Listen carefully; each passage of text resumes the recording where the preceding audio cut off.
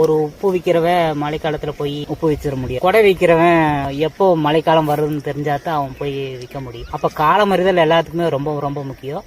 அந்த வகையில நம்ம வாழ்வியலுக்கு அடிப்படையானது உணவு, உணவுக்கு அடிப்படையானது வேளாண்மை, வேளாண்மைக்கு அடிப்படையானது மழைப்பொழிவு, அந்த மழைப்பொழிவுக்கு அடிப்படையானது வானியல்.